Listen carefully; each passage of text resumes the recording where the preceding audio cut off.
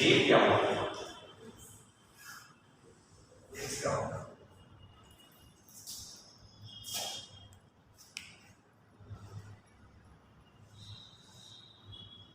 एक लाइन लिख देते हैं। स्टार्टिंग में थोड़ा डेफिनेशन वगैरह है। Wave is a disturbance, wave is a disturbance, wave is a disturbance which can transfer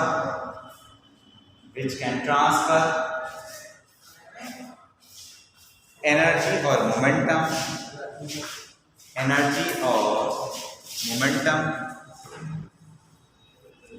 from one place to another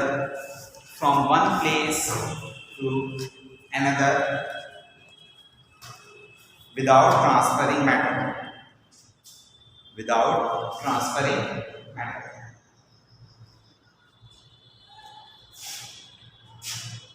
These types of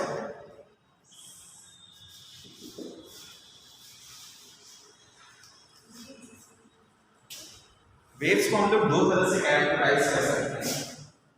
पहला based on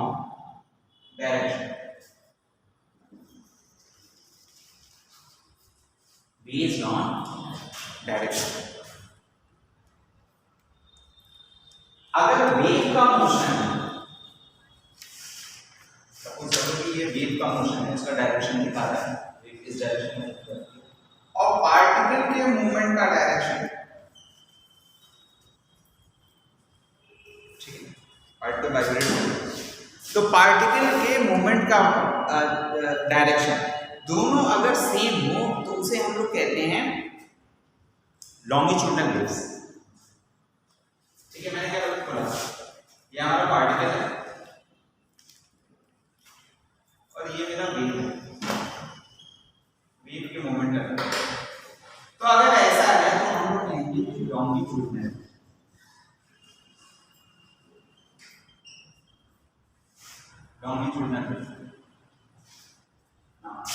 if the direction of the wave is perpendicular to the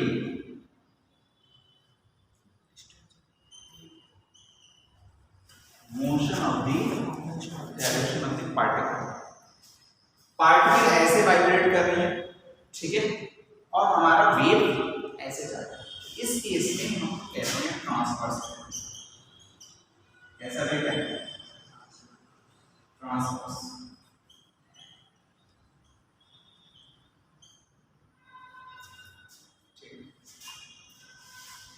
sound wave जो है वो इस category में आती है, light wave जो है वो इस कैटेगरी में। एक लाइन में लिख लेते हैं, इट इज लॉन्गिट्यूडनल वेव के बारे में लिख लीजिए, लॉन्गिट्यूडनल वेव के बारे में लिख लीजिए। It is a wave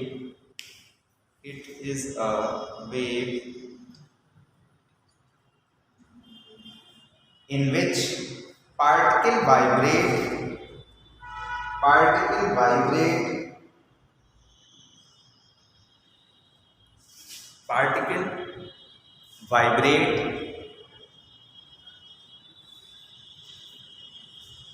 along the direction of the wave, along the direction of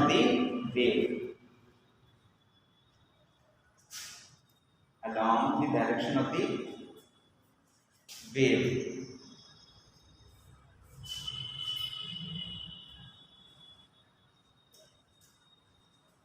ठीक है, ट्रांसवर्स वेव में लिखें, it is a wave where particle vibrate perpendicular to the direction of the wave, perpendicular to the direction of the wave, perpendicular to the direction of the wave, ठीक है। Clear है?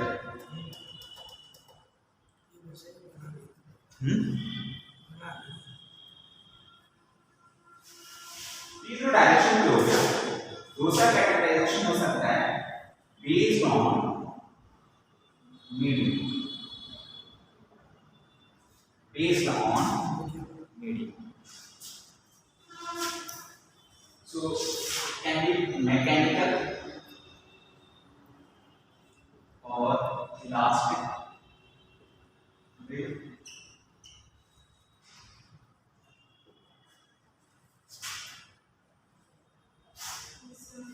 Mechanical or elastic wave, इसके बारे में एक line लिखिए, mechanical और elastic waves के बारे में। It is a wave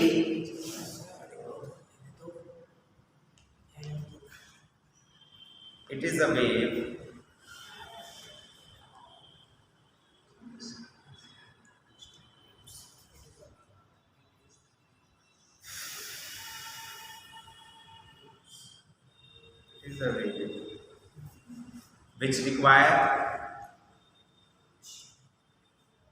medium for its propagation, medium for its propagation, travel करने के लिए मीडियम की जरूरत है। अगर ऐसा कंडीशन है तो उस वेव को हम लोग क्या कहते हैं, मैकेनिकल वेव और इलास्टिक वेव्स। ठीक है, अब आप बताओ साउंड जो है वो फिर कैसा वेव होगा?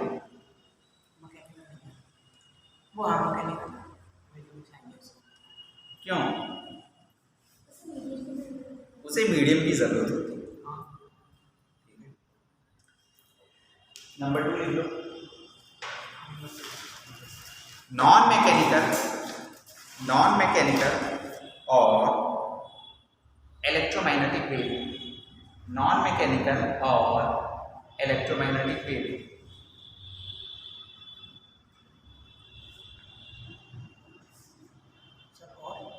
Electromagnetic wave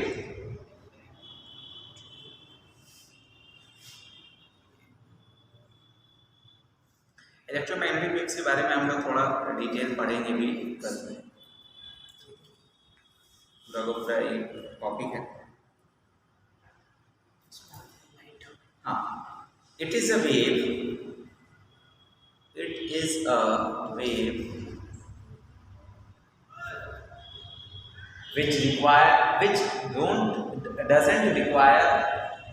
which doesn't require medium for its propagation,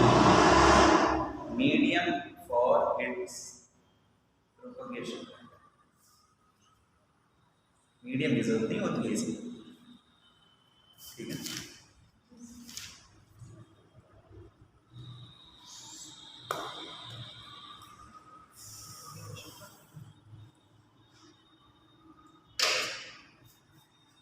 एक लाइन और लिख लो, all electromagnetic waves are transverse in nature,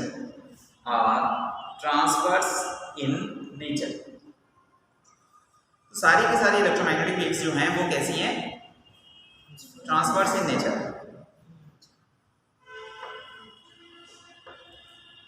तो क्या मैकेनिकल वेव्स जो हैं वो सारी की सारी लॉन्गिट्यूडनल वेव्स हैं? नहीं, जरूरी नहीं। ठीक है, तो इसको मैं क्लियर कर देता हूँ, लिख लो,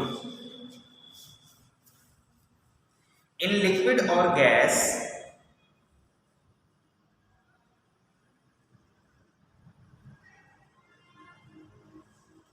mechanical wave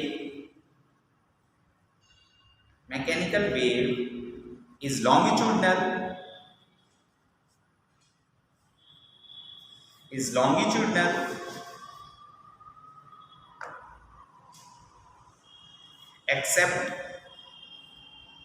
except ripples on water, except ripples on water. Ripples on water is a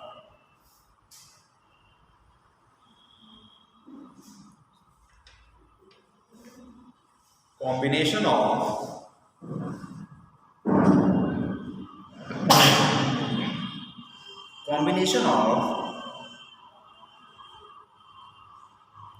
transverse and longitudinal waves,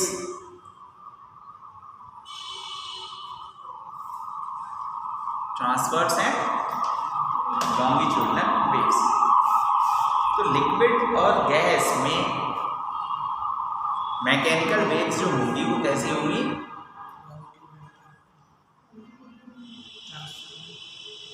longitudinal होंगी। मैकेनिकल वेव्स जो होंगी वो लॉन्गिट्यूडनल होंगी एक्सेप्ट द वाटर रिपल्स। ठीक है, पानी की जो लहरें होती हैं उसको छोड़ के, वो क्या है? उसमें कॉम्बिनेशन है, दोनों लॉन्गिट्यूडनल वेव्स भी हैं और ट्रांसवर्सल वेव्स भी। ठीक है, सॉलिड और गैस की तो बात हो गई। What about liquid? लिक्विड और गैस की तो बात हो गई, सॉलिड रह गया। अगली लाइन लिख लो, in solid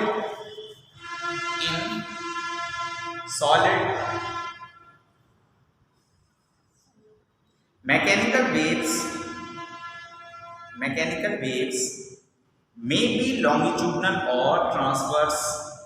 Mechanical waves may be longitudinal or transverse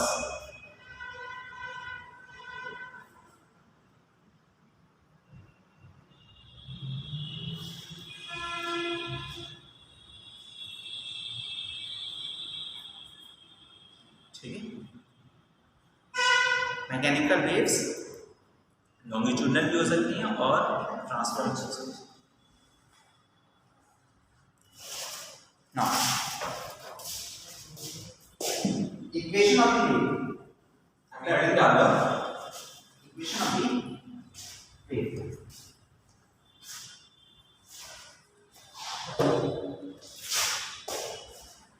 y is equal to f of x plus minus 2.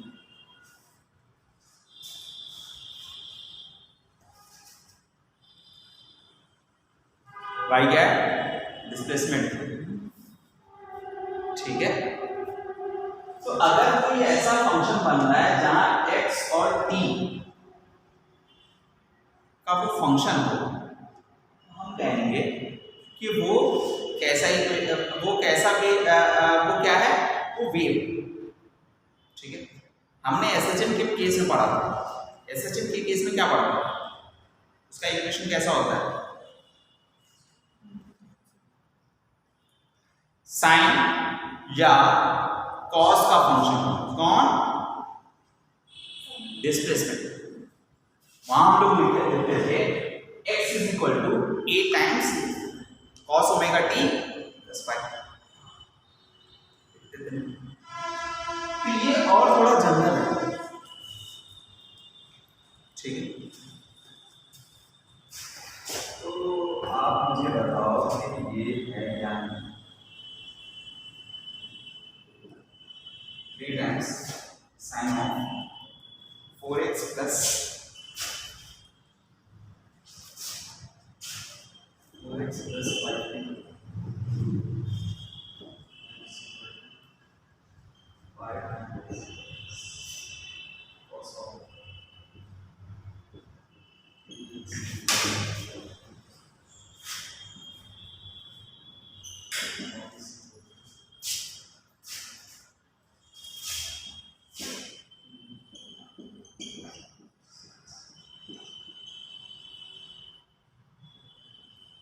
ठीक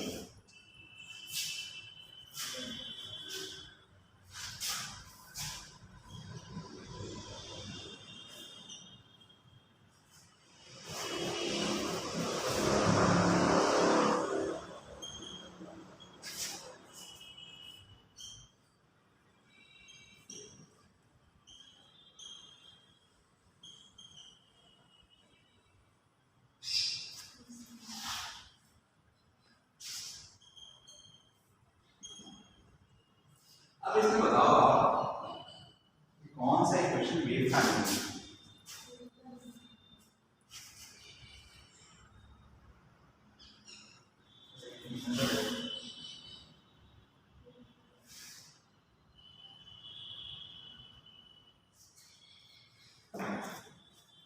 मैंने कहा था कि x और t का फंक्शन है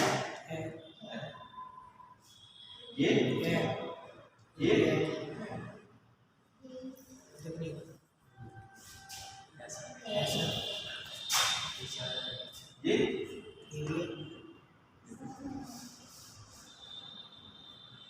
तो किसी भी शक्ल का हो सकता है बेटा।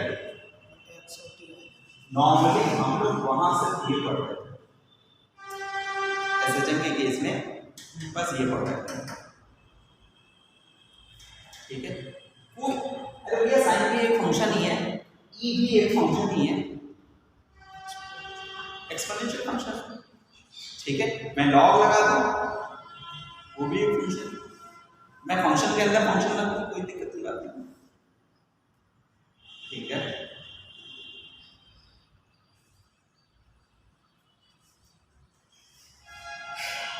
अगर ये डाल दो हार्मोनिक, वैसे तो मैं ये बता चुका हूँ हार्मोनिक वेव क्या होता है, क्या होता है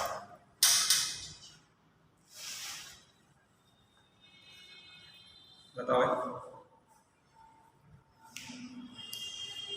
एग्जाम्पल नंबर 1 और एग्जाम्पल नंबर 2 हार्मोनिक वेव। अगर आपका फंक्शन साइन और कॉस का हो तो हम लोग कहेंगे कि वो वेव कैसा है, तो देख लो, it is a wave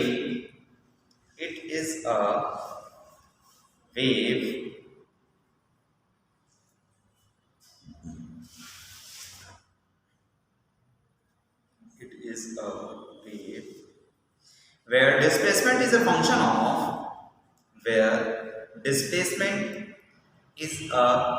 of sine or cos,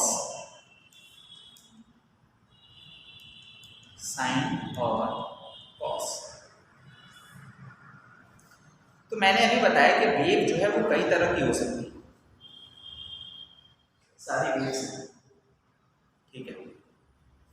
हम लोग यहाँ क्या पढ़ने जा रहे हैं, हम लोग सबसे पहले पढ़ेंगे वेव ऑन स्ट्रिंग, ठीक है। तो हेडिंग डाल लो wave on string, wave on string.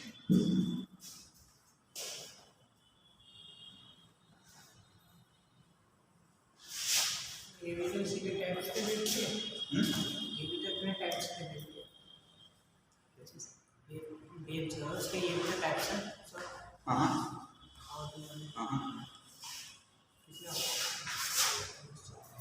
y is equal to a sin omega plus minus a plus x, ये जनरल इक्वेशन है wave on string. A amplitude है, ठीक है, ओमेगा है, ए है, टी समझते ही हो आप, एक्स समझते ही हो, फाइव मैंने बताया था एंगल होता है इनिशियल एंगल, ठीक है, इनिशियल फेज। ये टोटल का टोटल ही एंगल है, टोटल का टोटल एंगल है। साइन के अंदर क्या होता है, एंगल ही होता है। ये हमारा इनिशियल, ठीक है, इनिशियल फेज, ओके।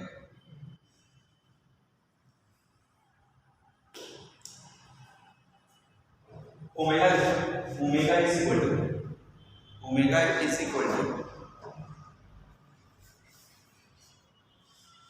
KF, की वैल्यू K is equal to 2 pi upon lambda, समझते हो वेवलेंथ, ठीक है।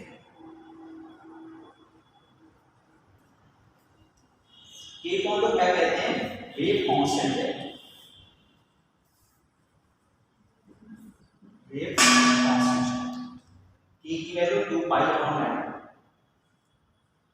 कोई भी वेव होगा उसके लिए लैम्डा तो फिक्स होगा उसका, होगा तो के की वैल्यू भी फिक्स होगी,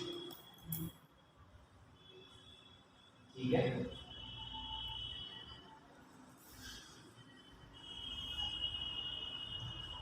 ना यहां मैंने प्लस माइनस लगा रखा है, प्लस माइनस लगा रखा है। तो अगर अगर t और x का साइन सेम है, इसका और इसका दोनों का अगर साइन सेम है तो वो पॉजिटिव एक्स एक्सिस में हमारी वेव मोशन कर रही है। t और x का सेम साइन है, इस केस में हमारी वेव जो है वो पॉजिटिव एक्स एक्सिस में चल जाएगी। इसका इन्वर्स कर लेते हैं, t and x opposite sign, इस केस में वेव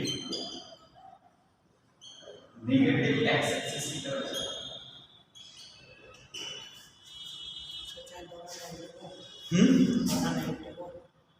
दोनों नेगेटिव और दोनों का लाइन सेम हो गया ना,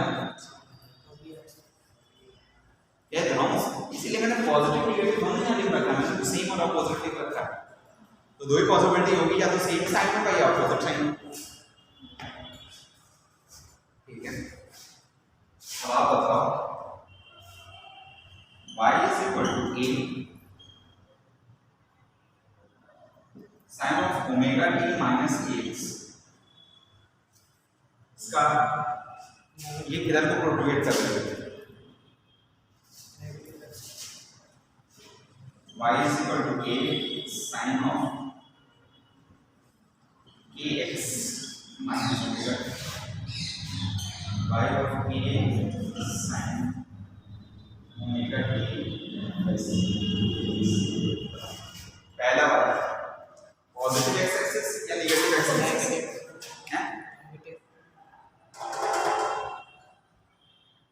पहला वाला जो है मैंने मेरे ख्याल से ये अपोजिट साइन कर दिया नीचे से, हाँ, और नीचे साइन कर दिया।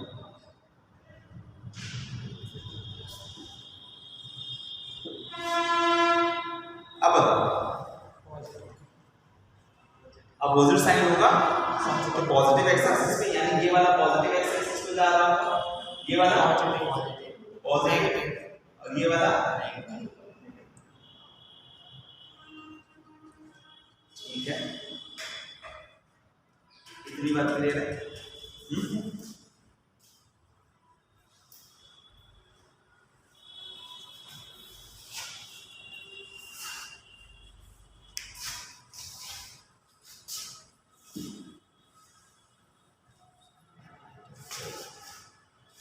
इन दोनों को देखो,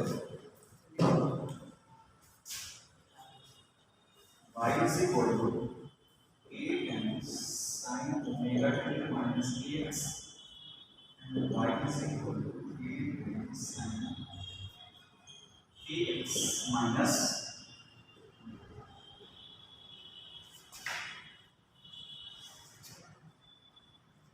अगर मैं पूछ दूं कि इन दोनों के बीच कितना फेज डिफरेंस है,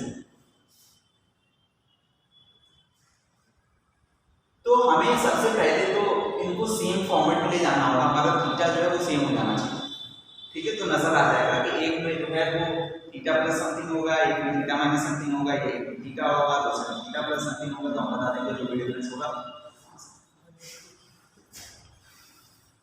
तो माइनस अगर बाहर हम लोग ले साइन ऑफ, ये तो समझते हो,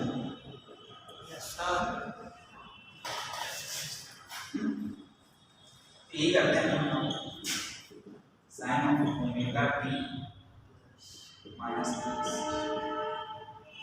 तो हमने थीटा तो सेम कर दिया दोनों में, लेकिन एम्पलीट्यूड अभी सही नहीं, ठीक है, दोनों का सेम नहीं, चलो और एम्पलीट्यूड ठीक है, A of sine omega T minus t x plus pi by sine of minus theta is equal to sine of theta plus pi ये होता है। ठीक है,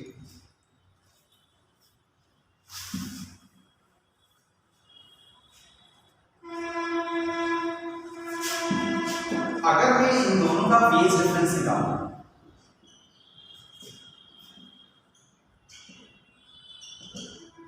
इसको देखो, इसका एंगल इतना है और इसका एंगल इतना है, तो दोनों में डिफरेंस कितना है?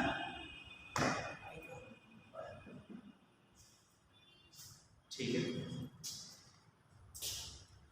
तो पाई के डिफरेंस से वो चल रही होगी अगर वेव, दोनों हमारी वेव जो है,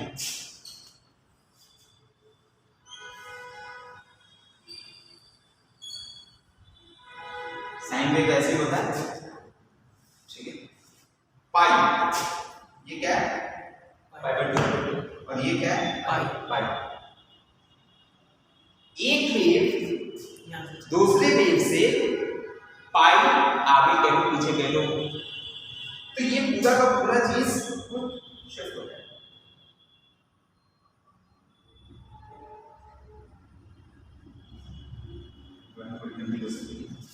But you get the idea.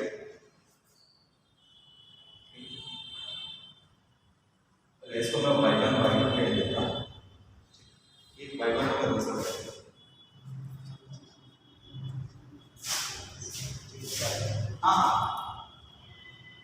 इधर क्या है?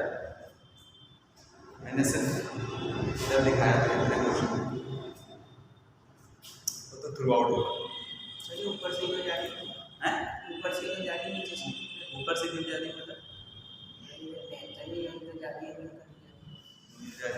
ये क्या देख रहे हो? ऊपर से नहीं जा रही है।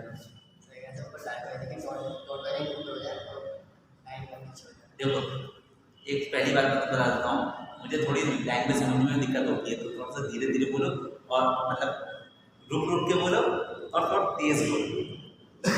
ठीक है, मैं बिगड़ता हूँ नहीं। हाँ, अब बोलो,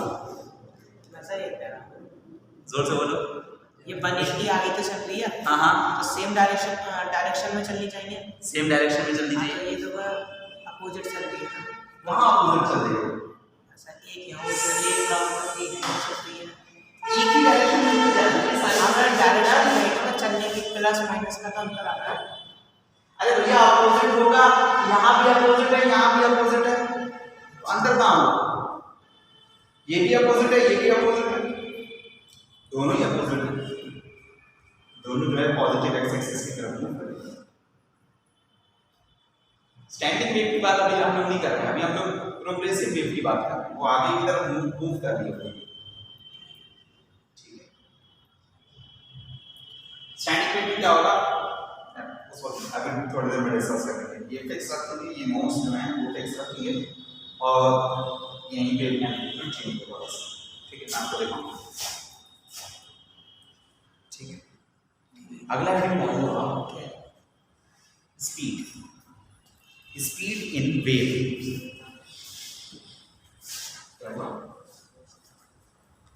speed in wave.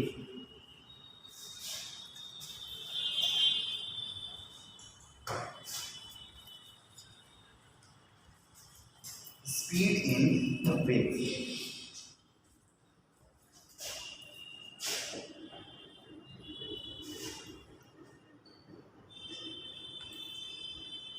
Speed of particle के माध्यम को कह सकता है and speed of wave को कह सकता है। ठीक है, तो Vp जो होता है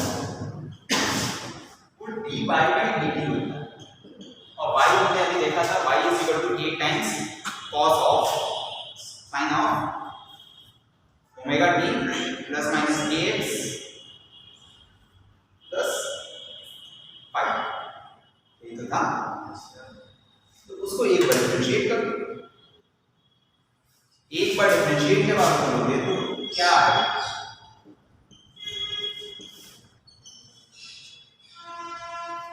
फिलहाल 10 ही लेके काम चला लेते हैं। ठीक है।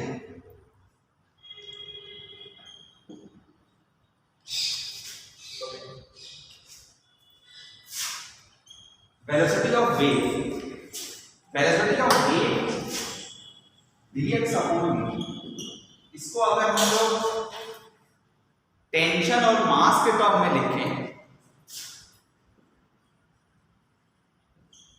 म्यू मास per unit length, T tension है और म्यू मास पर यूनिट लेंथ है। ठीक है। तो वेव कब तक मोशन करेगा? जब तक उसमें स्ट्रिंग में टेंशन होगा तभी तक। अगर स्ट्रिंग लूज हो गया तो उस केस में कोई भी वेव नहीं होगा। ठीक है।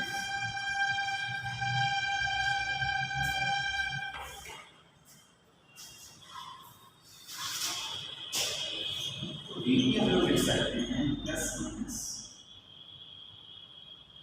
माइनस v इंटू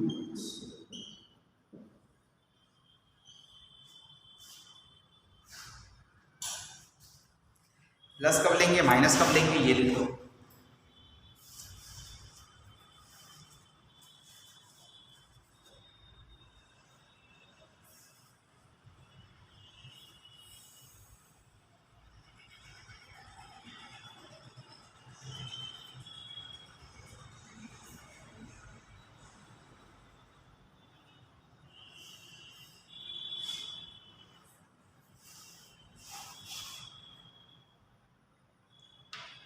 माइनस लेंगे जब वेव पॉजिटिव एक्स एक्सिस की तरफ जा रही है। माइनस कब लेंगे? जब वेव पॉजिटिव एक्स एक्सिस की तरफ जा रही होगी पॉजिटिव, और प्लस कब लेंगे? जब नेगेटिव एक्स एक्सिस की तरफ जा रही होगी।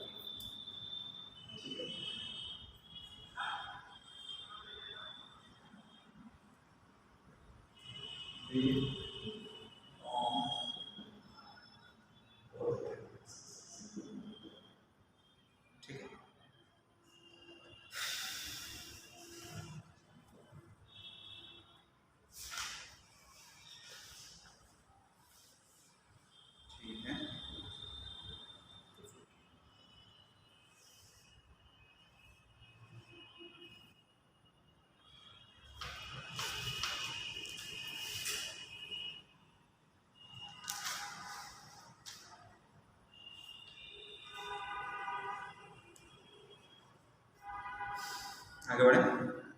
ओके, अगला diagram low. Intensity, intensity of wave, intensity of wave.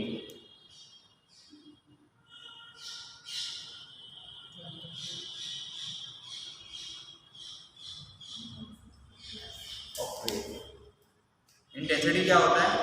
Intensity is the energy, intensity is the energy पर सेकेंड, एनर्जी पर second per unit time. Sorry पर सेकेंड तो हो ही गया, दो बार टाइम लिखने की क्या जरूरत है। Energy per unit time per unit area, per unit second कह लो या पर यूनिट कह लो, टाइम ही तो लिख रहे हैं हम लोग। ठीक है, कौन सा पर यूनिट की बात कर रहे हैं? पहले वाले दूसरे वाले?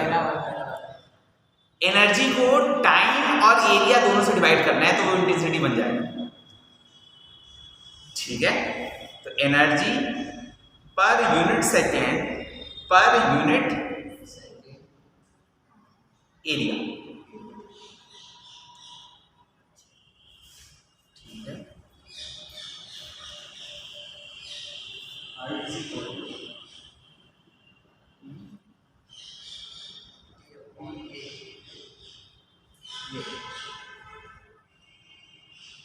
ठीक है ना, इसको क्या करेंगे ई अपॉन टी को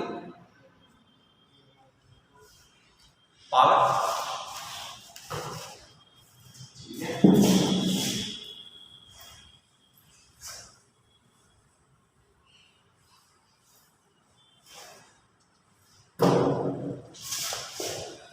I is equal to power upon media, और power is equal to du upon dt,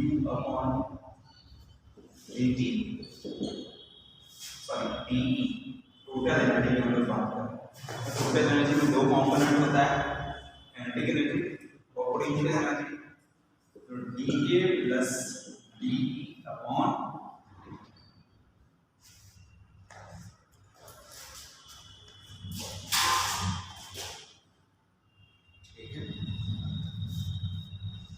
अब हमें अगर इंटेंसिटी निकालना है तो हम क्या करेंगे, डीके की वैल्यू निकालना और डी की वैल्यू निकालना।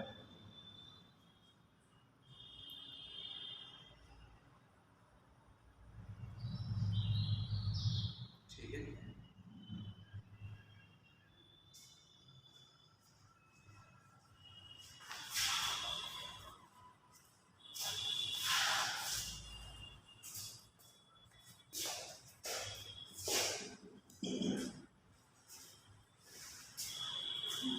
dk is equal to half kinetic energy का फॉर्मूला क्या होता है, हाफ एम स्क्वायर।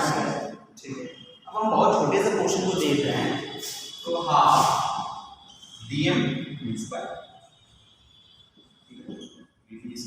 अभी आपने डी की वैल्यू निकालना है,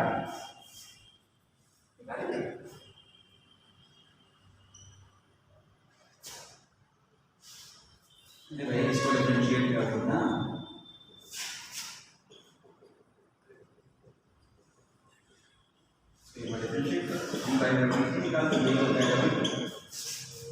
ठीक है। अभी हमने स्पीड देखा था, ठीक है, और हम लोग पार्टिकल की बात कर रहे हैं, वेव की बात नहीं कर रहे हैं। उसका ए स्क्वायर कितना होगा, A omega cos omega t plus minus x plus, ठीक है, ये होगा। देख लो कोई गलती हुई तो बता दो, ठीक है।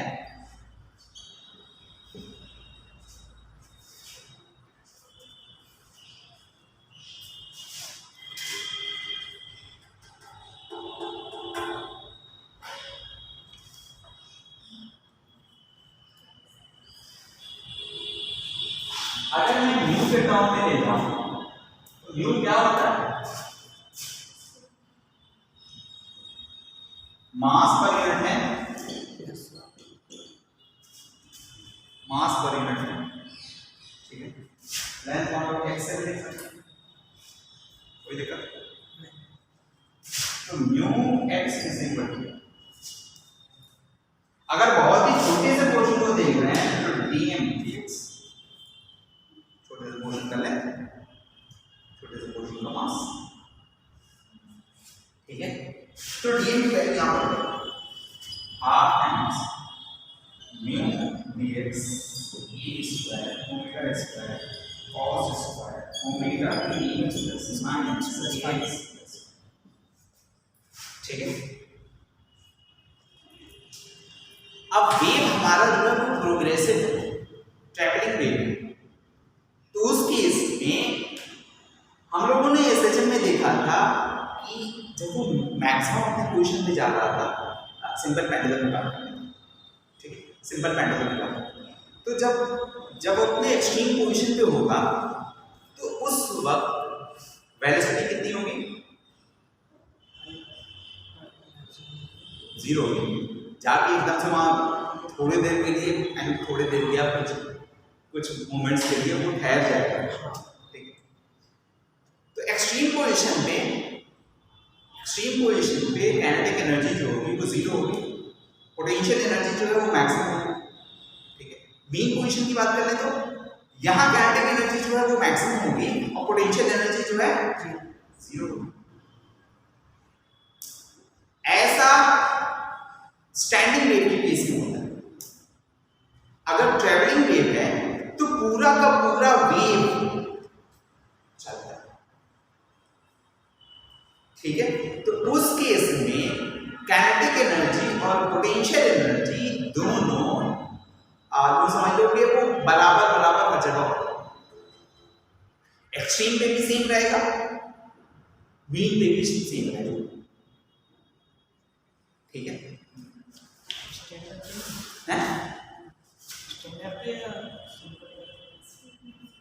प्रोग्रेसिव, ठीक है, स्टैंडिंग करनी प्रोग्रेसिव। अभी मैं डिफरेंस दोनों का करवाऊंगा, स्टैंडिंग वेव और progressive wave. Progressive travelling wave हाँ चलती हुई, तो पूरा का पूरा वेव जो है वो आगे की तरफ फॉरवर्ड डायरेक्शन में मूव करता है, ठीक है, पूरा का पूरा wave.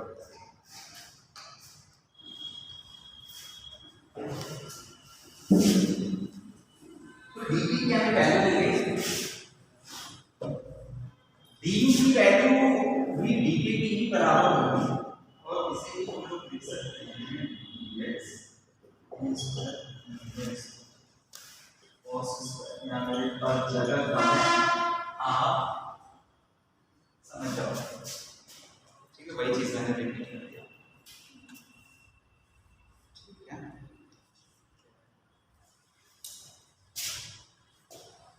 Potential energy and kinetic energy both will be max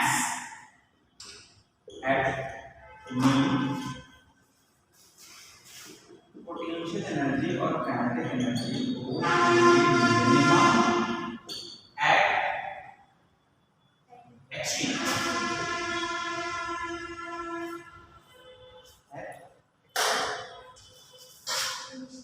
ठीक है, दोनों की वैल्यू बराबर है तो दोनों एक ही जगह जाके वैल्यू मैक्सिमम हो रही होगी और किसी एक ही जगह जाके दोनों की वैल्यू मिनिमम हो रही होगी।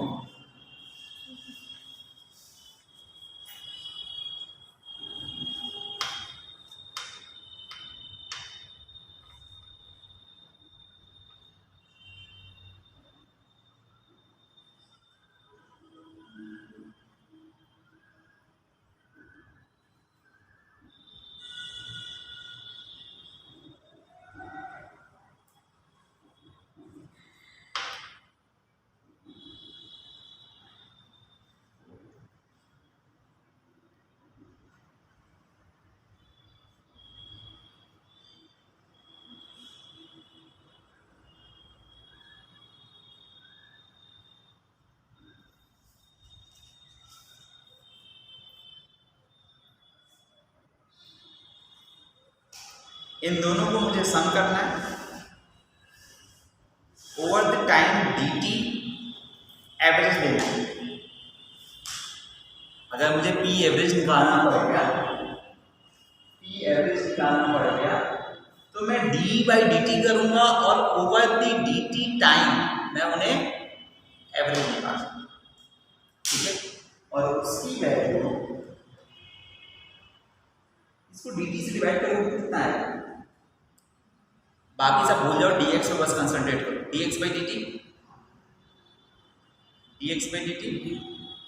dv और ओवर द टाइम t करेंगे तो वो v हो जाएगा, v a स्क्वायर। अब i अगर मुझे निकालना हो, i की वैल्यू अगर निकालना हो तो आपको एरिया से इसको डिवाइड कर देना है। ये एरिया नहीं है, ध्यान रखना, ठीक है। क्या है ये, क्या है, हम लोग क्या पढ़ रहे हैं, हम लोग एरिया पढ़ रहे हैं, वेव पढ़ रहे हैं। तो वेव में कुछ चीजें तो आप बंद करके घूमनी चाहिए, wavelength, time period, frequency, amplitude. हाँ, तो अगर गलती से वेव्स में कहीं ए लिखा आ गया तो वो पहला तो शक जाना चाहिए कि एम्पलीट्यूड ही होगा, ठीक है। और और ये एम्पलीट्यूड ही तो है। मैंने यहाँ इक्वेशन लिखा था y is equal to a times sine of omega t plus minus kx plus five, तो वो a क्या था? एम्पलीट्यूड था, वही चला, उसी को मैंने डिफरेंशिएट किया, vp की वैल्यू आई थी ना। ठीक है, तो ये a जो है वो एरिया नहीं है, कभी आप कैंसिल आउट कर दो। ठीक है, ये म्यू क्या है?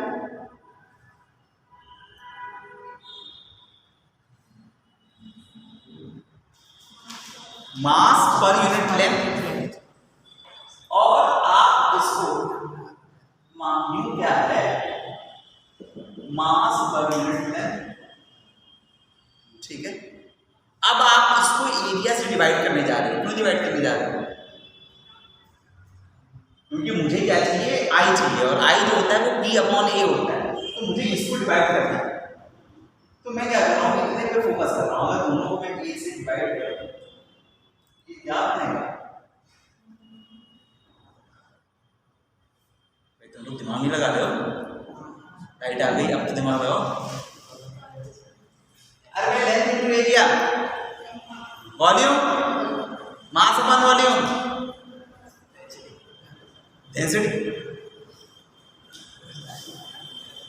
Half rho v a square. ठीक है, ये दोनों के एवरेज है, इन्हीं कंक्लूड है।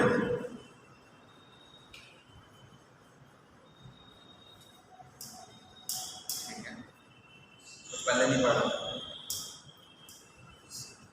अरे भाई यहाँ जो मैंने लिखा था वो बात तो जो है नहीं आ रही, तो उसमें मैं मदद नहीं कर सकता हूँ, सच में मदद नहीं कर सकता। Mass upon area into length जो है अगर नहीं आ रहा है तो उसमें कतई मैं मदद नहीं कर सकता। ठीक है, इसीलिए मैंने उसको अलग रख दिया, मैंने इसी के अंदर नहीं डाला। अब देखो, ये जो कांस्टेंट है डेंसिटी, जो भी हमारा मटेरियल होगा, जो भी स्ट्रिंग होगी, ठीक है, स्ट्रिंग की बात कर रहे हैं, उसी का मास बस दे रखा है। ठीक है, वो जो म्यू था वो क्या था? Mass of the string per unit length, तो उसी की डेंसिटी होगी। तो जो भी एक बार स्ट्रिंग हमने ले लिया उसकी डेंसिटी तो फिक्स हो गई, v, जो भी उस केस में वेलोसिटी हो, जो भी उस केस में ये v क्या है? ये v कहां से है?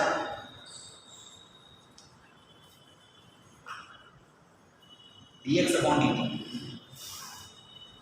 यहां से, तो ये वेलोसिटी है, ये भी फिक्स रहने वाली है। हमारा जो भी वेव होगा उसकी वेलोसिटी अगेन फिक्स होगी, तो ये भी फिक्स हो गया ओमेगा।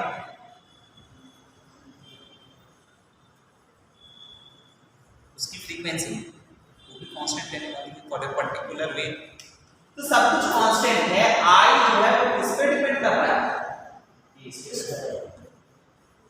ठीक है, तो आई को हम लोग डायरेक्ट लिख सकते हैं, आई इज इक्वल टू कोई भी ले लो, के मत लेना, कि हम लोग के को यूज कर रहे हैं, के को यूज कर रहे हैं, wave number omega t plus minus के एक्स प्लस फाइव, तो कभी कंफ्यूज हो ये के और वो। ठीक, तो हमारा इंटेंसिटी जो है वो एम्पलीट्यूड के स्क्वायर के डायरेक्ट प्रोपोर्शनल। ठीक है, क्लियर है? कोई दिक्कत हो तो जल्दी जल्दी पूछो, किसी चीज में कोई दिक्कत? हमने डीएम यूज किया था, देखो ऊपर तो कोई मसला है नहीं, आई हमने डिफाइन ही कर दिया कि E divided by T into area, ये डेफिनेशन में मैंने दे दी। तो वहां से आप दो लाइनें ऊपर की समझ गए। और एनर्जी जो होता है वो काइनेटिक एनर्जी और पोटेंशियल एनर्जी के बराबर होता है। भाई तो बोल नहीं कर रहे, ठीक है, वो मेरी गलती थी। डी उधर भी लिखा हुआ है, इधर भी डी लिखा हुआ है, क्या मतलब डी जो होगा वो समथिंग प्लस डी के बराबर होगा, ऐसा तो पॉसिबल नहीं हो सकता भैया। 2 जो है वो 3 + 2 के बराबर है, यही तो मैंने लिख दिया था।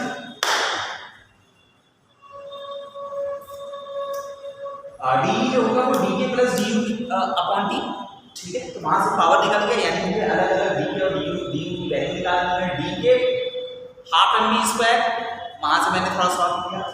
मैंने फिर बोला कि डी को डी के की दोनों की वैल्यू बराबर होगी, दोनों की वैल्यू मैंने बराबर कर दी। उसके बाद मैंने एवरेज निकाला, ठीक है। तो एवरेज का चक्कर में ये वाला क्वेश्चन खत्म हो गया और यहां से ये हमें मिल गया। और उसके बाद i मैंने निकाला divided by area, e divided by area, e divided by area इस टर्म में आ गया। अब यहाँ पे बहुत सारी चीजें कांस्टेंट की मुझे मतलब था एम्पलीट्यूड से, क्योंकि वही एक वेरिएबल था, तो मैंने लिख दिया i is directly proportional to the square of the amplitude, ठीक है। पक्की बात। ये जो लिखा था PENDKE मैक्सिमम एट मीन, ये तो मैंने 2 टाइम लिखी थी। वहां पे एसएचएम के केस में हम लोग कहा करते थे कि टोटल एनर्जी तो फिक्स रहता है, टोटल एनर्जी जो फिक्स रहता है, एक्सट्रीम पे हमारे v की वैल्यू 0 हो जाएगी, तो इस केस में काइनेटिक एनर्जी जो है वो 0 होता है। लेकिन यहाँ पे ऐसा नहीं होता, इसलिए मैंने वो दोनों लाइनें लिखी। मीन पोजीशन पे दोनों की वैल्यू मैक्सिमम होगी और एक्सट्रीम पोजीशन पे दोनों की वैल्यू मिनिमम होगी। आगे बढ़े। अब हेडिंग डाल दो आप, interference of waves, interference of waves.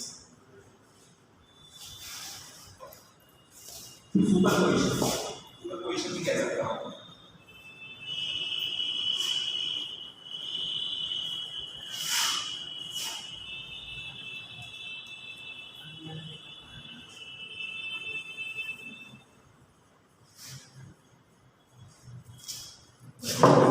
Superposition I1 sin of sir दोबारा ऐड बताना क्या, दोबारा add. Superposition interference of the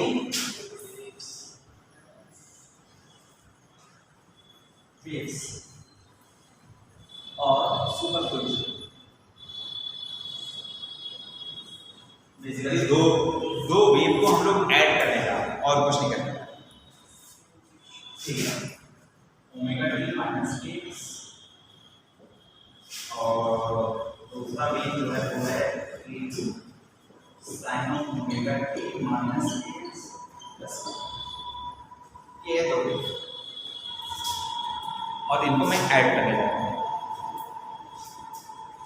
तो रिजल्टेंट जो है वो y1 प्लस y2 है, ठीक है। फैक्टर आप लोगों ने पढ़ रखा है, पढ़ रखा है कि नहीं पढ़ रखा है? पढ़ रखा है ना। तो ये वेक्टर की तरह ही ऐड हो जाएंगे, ये जो है वो वेक्टर की तरह ही ऐड हो जाएगा। मैंने क्या किया, इन दोनों को ऐड कर लिया और इस फॉर्म में रख दिया। अब यहाँ पे हमारे वेरिएबल सिर्फ a और ये एंगल, ठीक है। वहां भी आप कुछ ऐसे ही किया करते थे, जब दो वेक्टर्स को आप लोग ऐड करते, ये हमारा जो होता था a1 square a2 square plus 2 times a1 b2 2 times a1 a2 cos angle, ऐसा ही हम वहां करते थे कि नहीं, एक वेक्टर ए है दूसरा वेक्टर बी है, दोनों के बीच एंगल थीटा है, तो हम लोग लिखते थे c जो होगा वो a प्लस b होगा और c की जो वैल्यू होगी, जो उसका एम्पलीट्यूड जो होगा, एम्पलीट्यूड भी चलता है, ठीक है, उसकी जो वैल्यू होगी वो a square plus b square plus 2ab cos theta काट,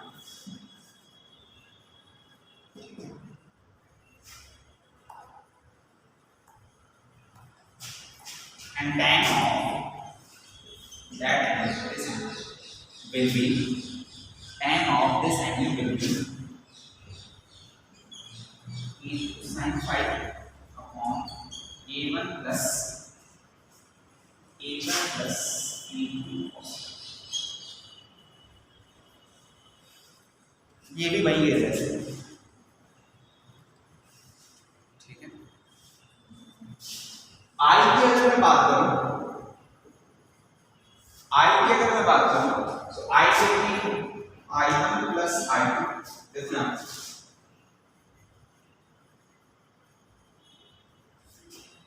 इंटेंसिटी जो है वो डायरेक्टली प्रोपोर्शनल होता था किसके,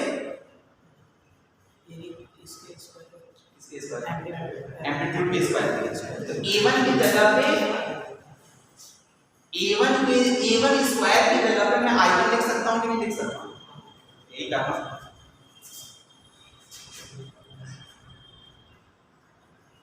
प्लस 2 टाइम्स I1 I2 का अंडर रूट cos।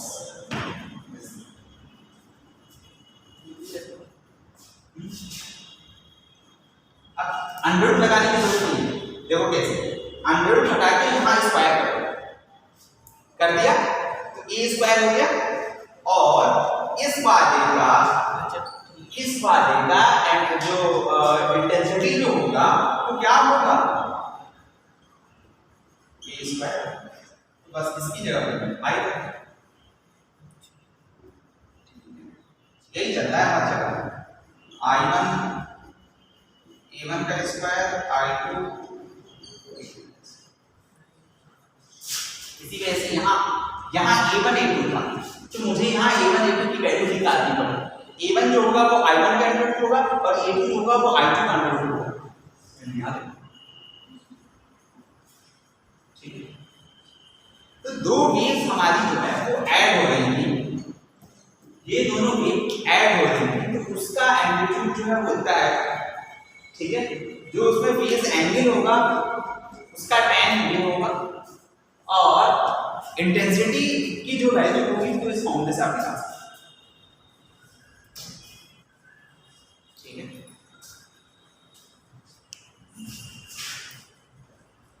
क्लियर है? फॉर्मूला आया ना ये A1 का स्क्वायर प्लस A2 का स्क्वायर, ये वाला हैं? ये फॉर्मूला आया था ये, हाँ फॉर्मूला आया था ये वाला I is equal to k square, इसकी बात कर रहे हैं। मैं इसलिए कह रहा हूँ ये बराबर ये पूरा का पूरा डेरिवेशन कर सकते हैं आप। मैंने आपको दिया तो ये एग्जाम में ये a वेक्टर है, ये b वेक्टर है, और दोनों के बीच थीटा है, तो वहां से आप लोग c वेक्टर निकालते हैं, तो नीचे निकालते हैं किसी भी तरह से। मैंने कहा c वेक्टर हमारा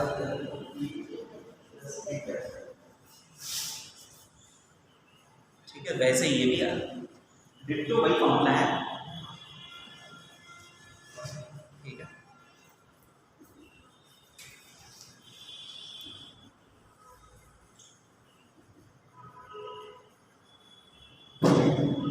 इतनी बात क्लियर है?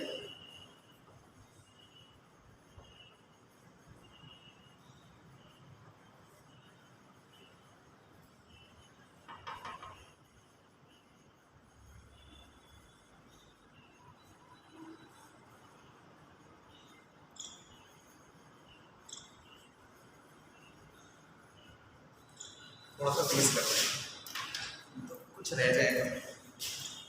मैंने चाहता कि कल इसको मैं कंटिन्यू करूँ, इलेक्ट्रोस्टैटिक्स।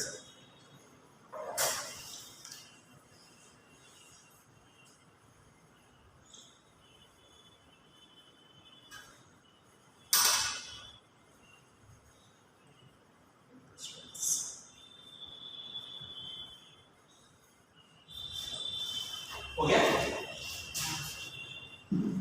अभी देखो ये बहुत ज्यादा मैंने इसकी इसमें जन्म नहीं दिया था, और जरूरत है y1 जो है वो a1 omega t kx1 plus pi 1 है और y2 जो है वो ओमेगा टी, ठीक है। और ज्यादा जनरल उसमें हमने दोनों का ओमेगा सेम रखा था, दोनों का के सेम रखा था, सब कुछ सेम रखा था, बस एक को मैंने फाई एंगल दे दिया, एक में नहीं दिया, यानी कि दोनों का फेज डिफरेंस जो था वो कितना था, फाई का। इस केस में फेज डिफरेंस कितना है, इस केस में इन दोनों को माइनस करो, ठीक है, पूरे को माइनस करो, ओमेगा सपोज दैट इन दोनों को मैं कर रहा हूं इससे ओमेगा टी माइनस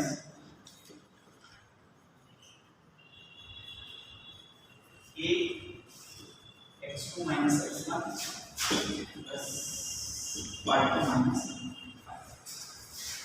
ये हमारा फेज डिफरेंस है, ठीक है।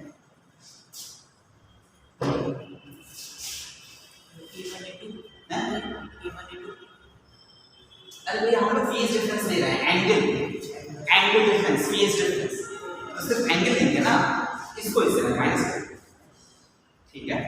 तो ये हमारा फेज डिफरेंस है ना, ये इस मान लेते हैं,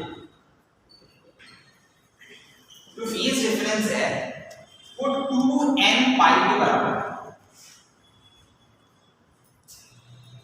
n की वैल्यू 0 1 2 3 4 इंटीजर वैल्यू, ठीक है, 2n पाई। अब पुराने वाले फॉर्मूले पे अगर हम लोग जाएं तो cos आता है a is equal to under a1 square plus a2 square plus 2 times a1 a2 cos that angle, ठीक है। तो अगर मैं यहाँ पे n की वैल्यू अगर 1 ले लूँ, एंगल कितना होगा, एंगल अरे भैया एंगल की वैल्यू बताओ 2 पाई, और cos 2 पाई की वैल्यू कितनी होती है, cos 2 पाई 1 होता है, sin 2 पाई 0 होता है, ठीक है, cos 2 pi 1, so cos of this angle will be, अब इसमें कुछ भी ले लो, n की वैल्यू 2 ले लोगे तब भी 1 आएगा, 3 ले लो, कुछ भी ले लो, तो 2 पाई का मल्टीपल जो होगा उस केस में अगर cos ले रहे हो तो प्लस 1 आएगा, ठीक है। तो a को मैं क्या लिख सकता हूँ, a विल बी a1 का स्क्वायर प्लस a2 का square plus 2 times a1 a2, यही होगा, ठीक है। और इसकी मैक्सिमम वैल्यू, ये मैक्सिमम, ये बेसिकली क्या कहते हैं यहाँ पे a square plus b square plus c, यानी कि a प्लस b, तो इसको मैं ऐसे भी लिख सकता हूँ, मैक्सिमम a आएगा यहाँ पे a1 प्लस, ठीक है। अगर डेंसिटी की बात करते हैं तो ये आएगा i1 का अंडर प्लस i2, यहीं से देखिए उधर फॉर्मूले में जाने की जरूरत नहीं, a1 स्क्वायर होता तो i2 लिखते, लेकिन a1 तो है नहीं, a1 स्क्वायर तो है नहीं, a1 है तो अंडर ले लो इंडिविजुअली, ठीक है, और ये भी मैक्सिमम है। तो यानी कि यहाँ देखो, यहाँ हो क्या रहा है, एक का एम्पलीट्यूड a1 था, दूसरे का एम्पलीट्यूड a2 था, और उसको आपने ऐड किया, कर क्या है यहाँ y1 प्लस y2 इंटरफेरेंस और सुपरपोजिशन, ठीक है, दोनों को ऐड कर, तो इस केस में हमारा एम्पलीट्यूड बढ़ गया, ठीक है, इसे हम लोग कहते हैं कंस्ट्रक्टिव इंटरफेरेंस, कंस्ट्रक्टिव इंटरफेरेंस।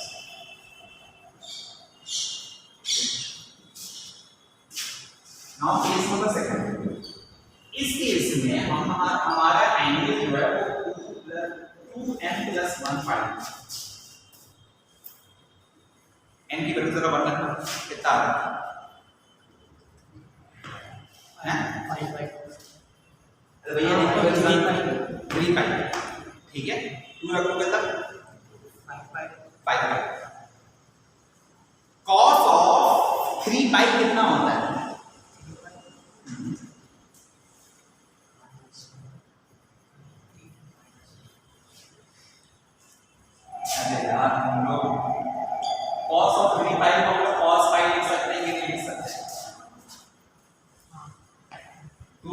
गायब ही हो जाएगा, ये कंप्लीट हो गया तो 2 गायब हो गया।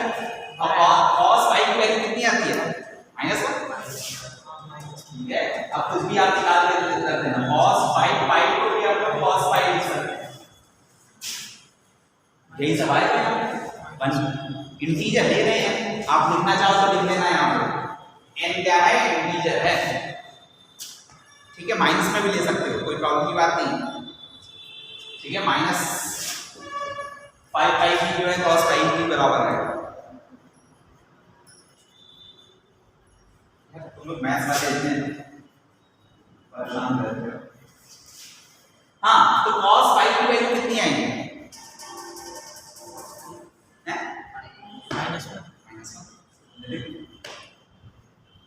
ठीक है, अब उस वाले फॉर्मूले में यहाँ पे -1 रख दो, cos एंगल था यहाँ पे मेन फॉर्मूला अगर देखें तो यहाँ पे माइनस आ जाएगा।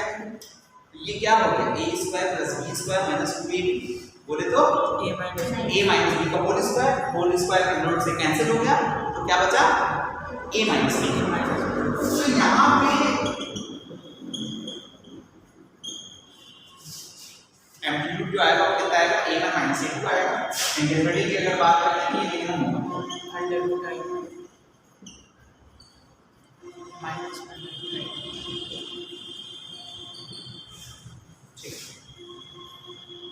अब जो भी a1 की एम्पलीट्यूड होगी उसमें से आपको a2 कम करना होगा, जब जाके आपको रिजल्टेंट का एम्पलीट्यूड होगा, यानी ये डिस्ट्रक्टिव इंटरफेरेंस।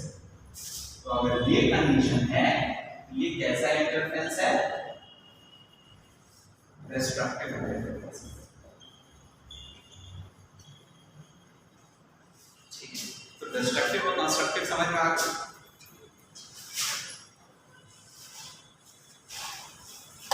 ठीक है, फटाफट नोट कर लो, एकदम फुर्ती से नोट करो,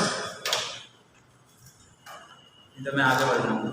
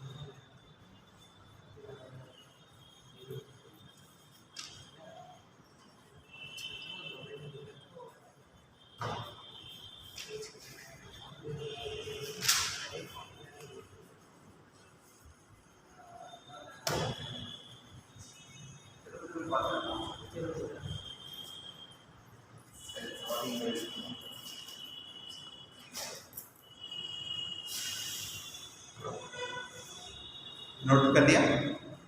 चलो अगला हेडिंग डालो, difference between stationary wave and the travelling wave.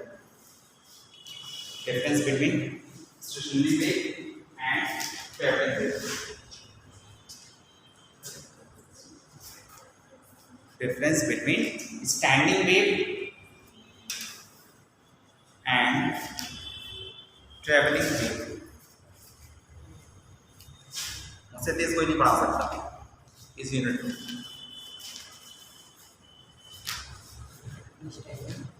Standing wave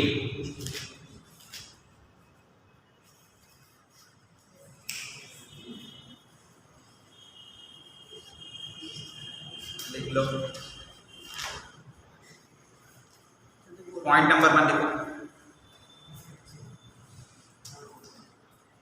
in travelling wave,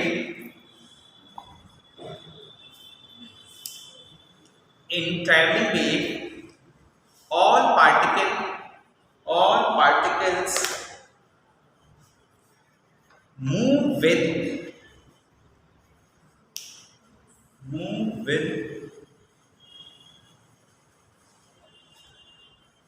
same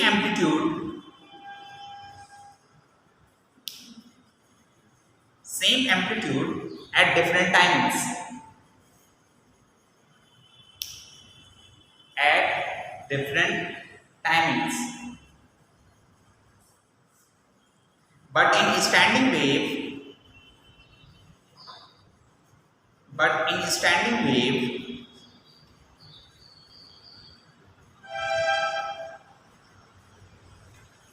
particles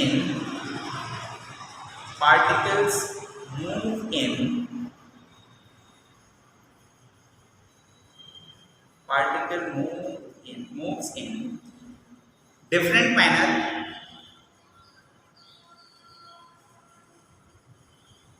with different amplitude in the form of loop. In the form of loop. अब इस कहानी को थोड़ा सा समझने लगे।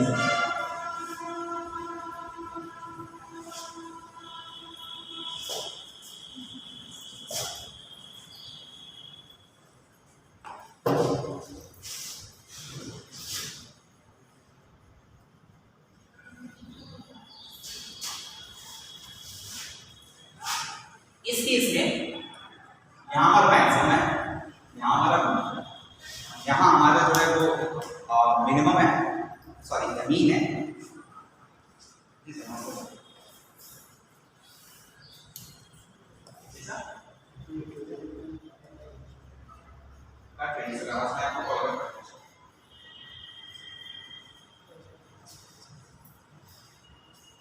तो मैं कह रहा हूँ इस पॉइंट पे मैक्सिमम वैल्यू, ये हमारा मीन है और ये मेरा मिनिमम वैल्यू, भैया 0 प्लस ए माइनस ए, ठीक है। तो ट्रैवलिंग वेव जो होता है उसमें क्या होगा, ट्रैवलिंग वेव में क्या होगा कि हमारा ये पूरा का पूरा वेव फॉरवर्ड डायरेक्शन में मूव करेगा। यानी कि आप कोई भी पार्टिकल ले लो, कोई भी पॉइंट ले लो आप इस वेव पे, हर एक पॉइंट किसी न किसी वक्त पे मैक्सिमम पहुंचेगा, मीन पे पहुंचेगा, मिनिमम पे पहुंचेगा, हर एक वेव। किस केस में? जी सर,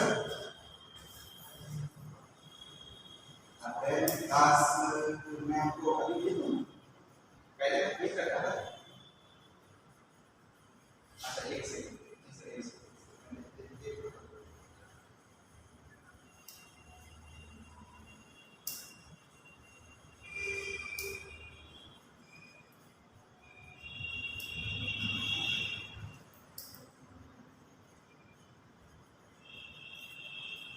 सर 23 तारीख को है, 25, 26, 27, 28 और 30।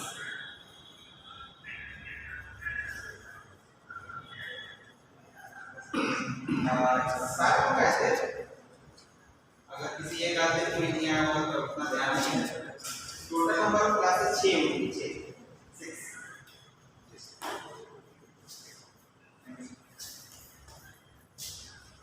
हाँ जी, तो मैं क्या कह रहा हूँ, क्या कह रहा हूँ कि जो भी आप कोई भी एक पॉइंट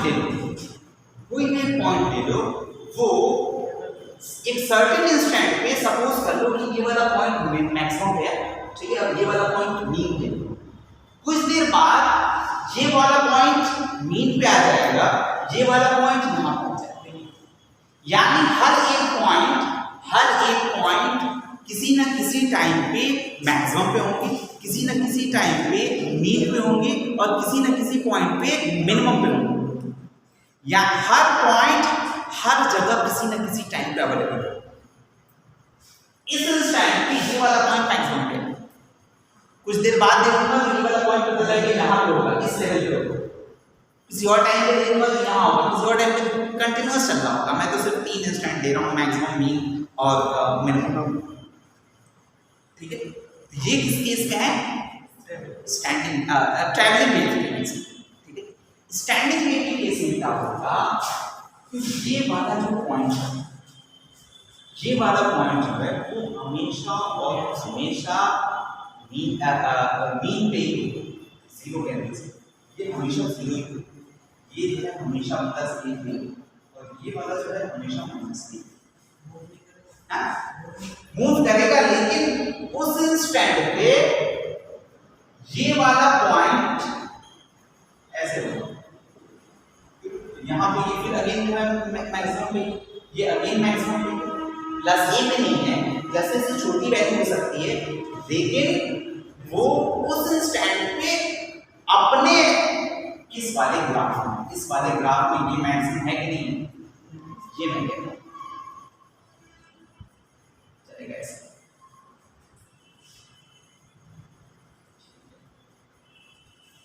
आपको इस वाले पॉइंट पे ज्यादा फोकस करना है, और इस पॉइंट को हम लोग कहते हैं नोड, और ये है हमारा एंटी नोड।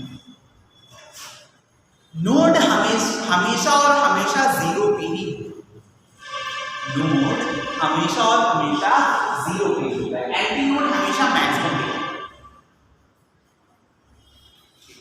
ये है स्टैंडिंग वेव। अभी इस वाले क्वेश्चन में फिर से वही सारी चीजें चल रही हैं, ठीक है, कुछ ये चल रहा है। स्टैंडिंग वेव और प्रोग्रेसिव वेव समझ में आ गया, ठीक है। आप ट्रैवलिंग वेव को हम लोग प्रोग्रेसिव वेव भी कहते हैं, ठीक है। अब इसी को मैं 3-4 लाइनें में लिखवा देता हूँ। हाँ, तो वो कहानी हो गई थी, उसके बाद देख लो विद इन ब्रैकेट उसी पॉइंट में some particles don't vibrate known as nodes,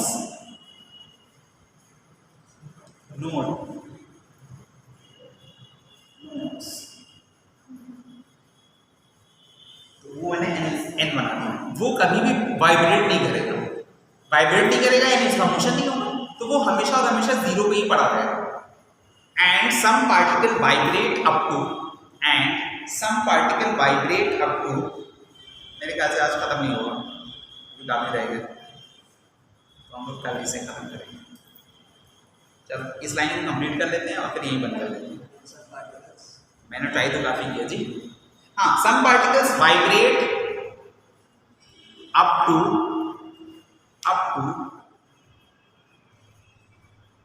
a, या सिर्फ a, या अप टू एम्पलीट्यूड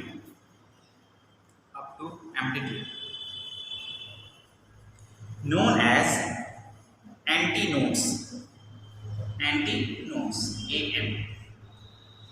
एक गंदा सा डायग्राम बना लेना और उसमें an और n लिख देना। यहाँ पे ये अभी an होगा, ये n होगा, ये an होगा, बस ठीक है। तो पॉजिटिव नेगेटिव दोनों डायरेक्शन में होगा, ठीक है। तो अब हम लोग कुछ स्टैंडिंग वेव्स वगैरह हैं, थोड़ा सा हार्मोनिक वगैरह है, फिर थोड़े से फॉर्मूले वगैरह हैं, देन थोड़े से और फॉर्मूले, ठीक है। बस ना इसको बंद कर दो।